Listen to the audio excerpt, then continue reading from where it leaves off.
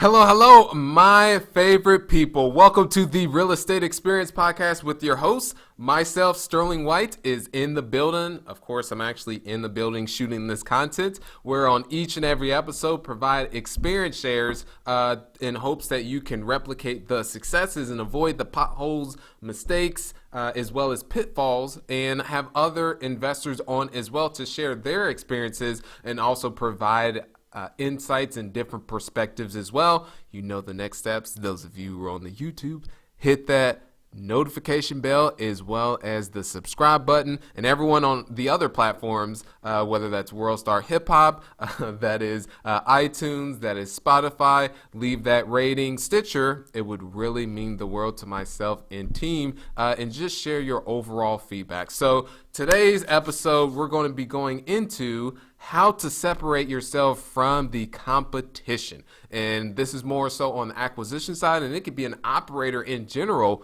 because one thing as a syndicator is, and a syndication is in essence, and I get this question asked quite often, is if you're looking ultimately to take down, let's say a 250 unit complex, in essence, you're the one that is putting together the deal, the resources, as well as bringing on investors. That is known in essence as a syndication.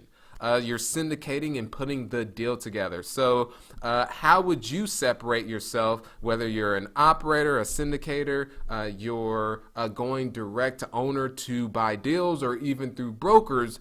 The primary thing, one of the things that separates you from the competition is your brand. And what I mentioned about going into the brand is, I remember on the single family side, where most of you guys know my story. And if you don't know my story, I haven't went into my story in a while. Those of you who are new to the channel, is born and raised in Indianapolis, Indiana, not so good parts of the city where you wouldn't walk your dog at night, or even during the day, or even when you're driving through at night. You would tend to roll your windows up and lock your doors as well. Single mother, fraternal twin brother. And through that, I remember one case that just in the environment I was in just wasn't the greatest. Grew up in Section 8 housing, welfare, food stamps, and I'm sure of other government assistance. And I remember one case is I was actually playing basketball with a friend, and the next day they were gone because they attempted to rob the pizza man in the apartments that were next door, and that pizza man just happened to be packing and took their life in self-defense. And it was just another day, and it was just move on. So that's what I mean in terms of the environment. I never realized how bad of an environment I actually lived in until later, reflecting upon that. I was like, wow, I've seen some very things that kids should not see. But that's a whole nother topic in itself. And yeah, I ended up got started in entrepreneurship in my early elementary days. First product I had was Kool-Aid. So mixing up the Kool-Aid, sugar, putting it in plastic bags, selling it to kids throughout the school. And then next was Pokemon cards. Got started in real estate 2009, shortly shifted to investing, where bought my very first deal at 23 years old, no money out of pocket. And this was a single family house that I was able to collaborate with my mentor, and then scaled up to 150 single families. And then in 2017 made the entire shift to multifamily. And my very first deal was actually a 46 unit. So skip from single family to first deal being a 46 unit. And those of you who want to learn how to get started in multifamily, visit sterlingwhiteofficial.com. One more time, that is sterlingwhiteofficial.com. There is a guide that you can get there for free. In essence, is a way that gives you the ins and outs of being able to get that deal, or ultimately shift to putting together syndication. So, and now just own under 400 units at the time of shooting this content. That's all multifamily, and have exited out of all the single family. So let's go into the topic of the brand. So I remember when first starting of the single families and buying those, is here in Indianapolis, you can get properties at very affordable prices. So our pitch was, we close quickly, all cash, and there will be no issues with closing. So that was our pitch. At the same time, many other people had that same exact pitch. So the thing that really separated us from others was our brand. Meaning, when they Googled myself or my partner or our company, what did they see? What testimonials? What reviews? So those are things incorporated within the brand. What do people say about you? Is there a website that we have?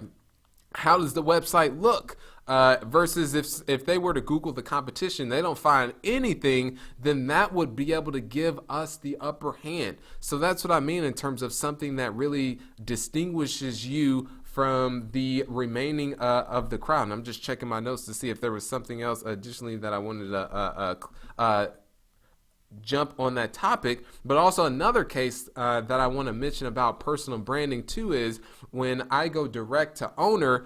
Just recently, appointment was set with me.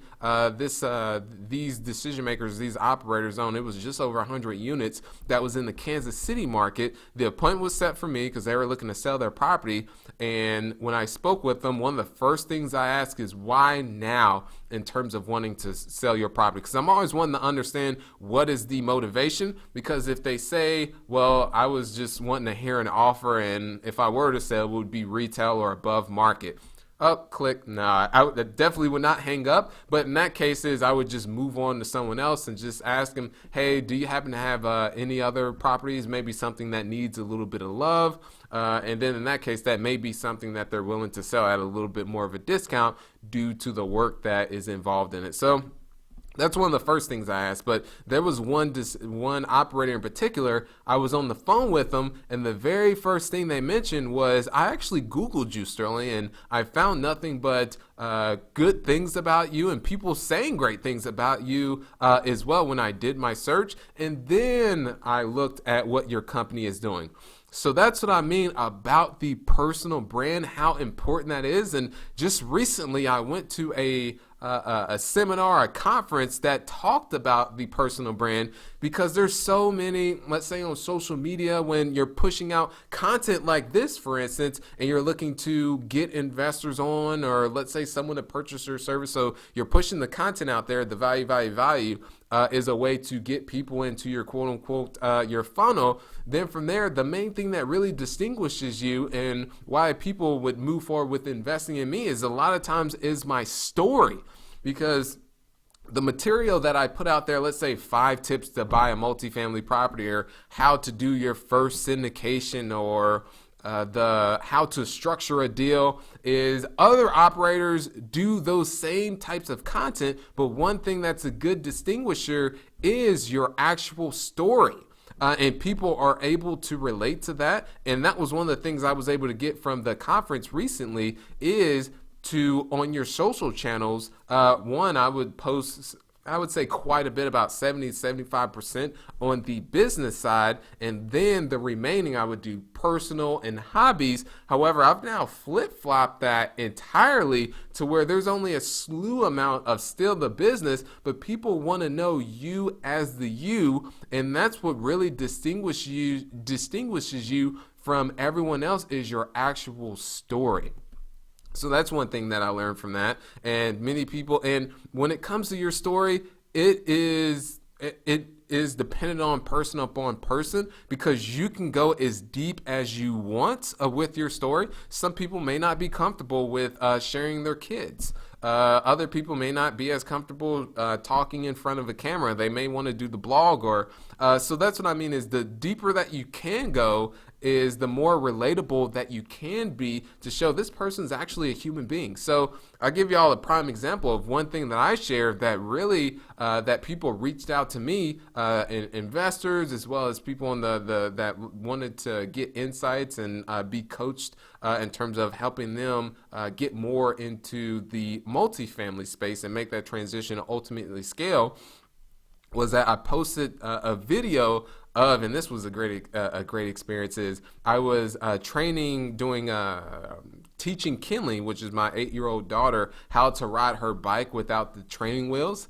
And I actually recorded the very first time, and I'm glad I was able to get this on camera. And I feel getting a little emotional, but I'll look to stick to it as much as possible.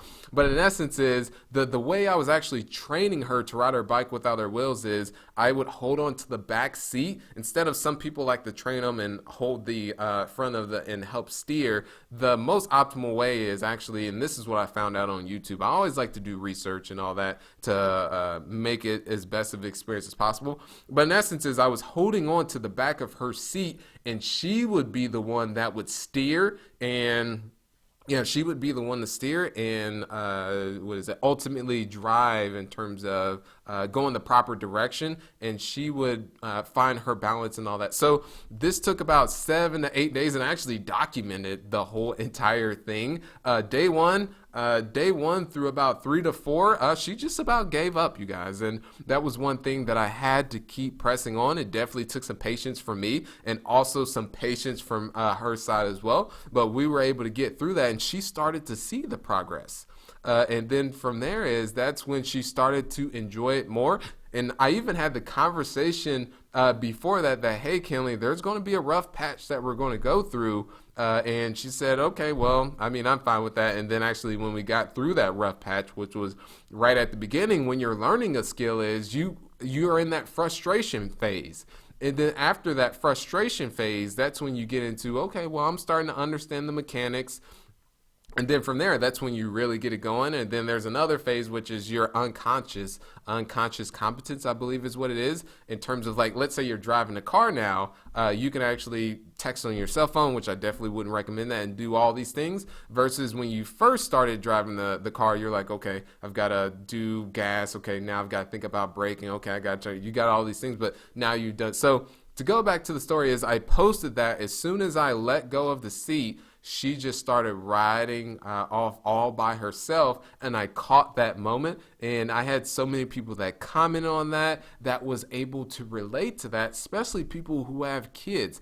And they see that, hey, Sterling White is actually a human being, which I am a human being, but some people may look at me from a superhero, how I've been able to scale portfolio and all these things, but just little things like that make you more relatable, and that separates you from your competition that may just be posting about business, evergreen type content that says 5 ways to put together your first multifamily deal. So those are the things that I was able to learn from that seminar that I alluded to. Is just being more on the personal and hobby side is a way to really distinguish yourself, and because people are more interested in you and your business second. They'll come to your business, but they're more interested in you because people do business with who they like, know, and trust. So that's one thing that I really wanted to go in. It's just a key way to really distinguish yourself from the competition is your brand.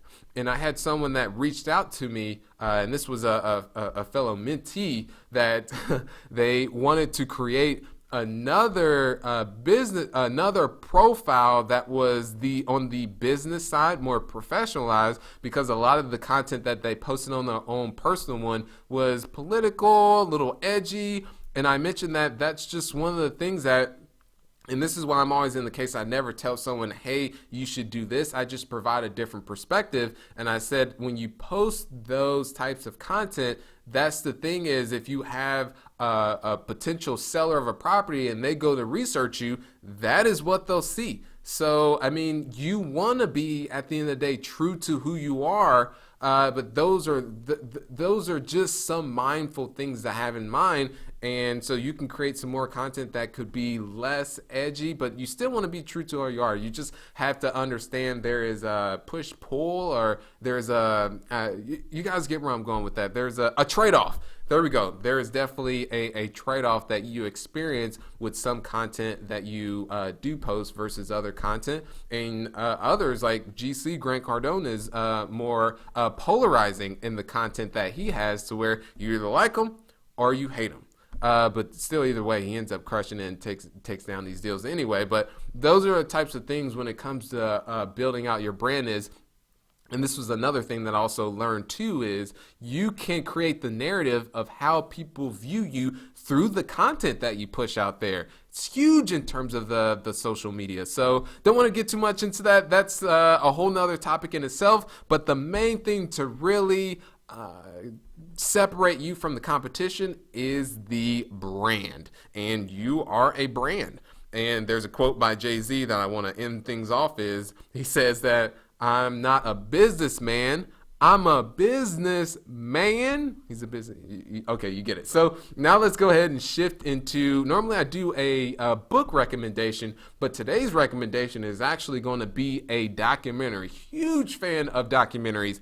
And this one is the one of Michael Jordan's documentary, which is, I believe it's Save the Last Dance or The Last Dance, something along those. It's on YouTube. And what I did was I just signed up for a free trial just to watch that, and I canceled it right afterwards. But I don't know if I'm supposed to say that online, but that's exactly what I did because I had no interest in all the other content that was on there.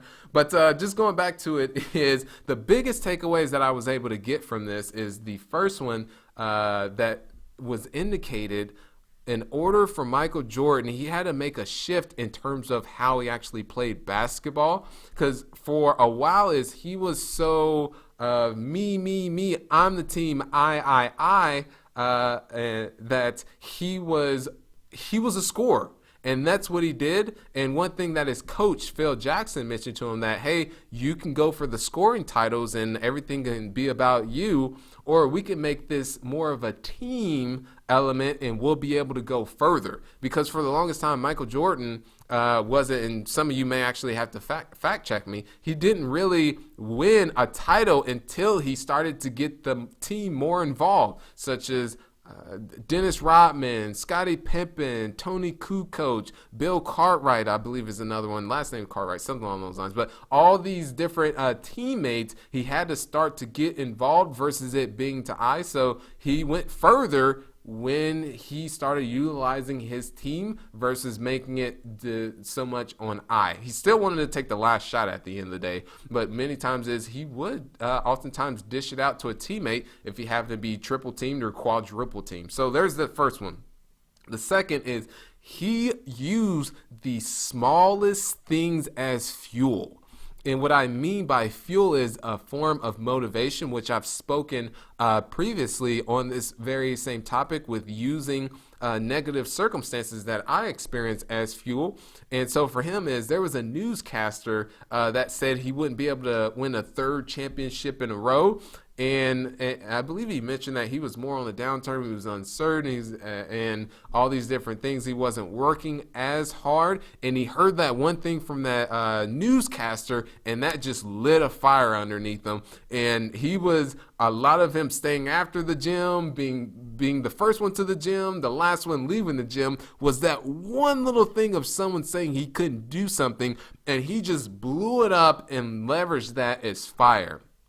So that was one thing I was able to get from that I was thought was really fascinating, and because he's very competitive. That's one thing. And the last but not least is the importance of a coach. Phil Jackson, once he got involved, he was in terms of getting his perspective on that was. And he's also got a book. I believe it's 6 Rings. I don't know the actual title of the book, but he's got a book where he goes into this as well. But how he was able to coach individuals is he coached each individual player. He also incorporated like meditation, all these things. And what I mean by coaching individual player was, and I don't want to go too much into the actual, don't want to ruin anything, but he allowed certain players to be themselves. Such as Dennis Rodman was Dennis Rodman. He did his own thing, and there was a point in time where I believe at some point he went to Vegas and he ended up missing some of the team's practices. But Phil Jackson he knew that he needed to do those types of things in order to stay engaged on the court, and he knew either way that by him doing those things that would still, just get him going in essence. So that was a way for Dennis Rodman himself to ultimately recharge, for lack of a better word. So that's what I mean on the individual basis, being able to coach the individual. So that's the documentary on that is The Last Dance by Michael Jordan. Not by Michael Jordan, but Michael Jordan's in it. He's one of the main characters. So those of you who want the guide on how to get started in multifamily, go ahead and visit sterlingwhiteofficial.com. One more time, that is sterlingwhiteofficial.com. And those of you on the YouTube, we're doing the outro now. We're swinging into that. Hit that subscribe button and notification bell so you can be informed moving forward. And then those of you on other platforms, please leave that rating. It would mean the world. So keep being awesome, y'all. Thank you so much. Thanks for listening to The Real Estate Experience. If this has brought you any value, please subscribe and leave a 5-star rating. It would mean the world to me. Now go out there and crush it.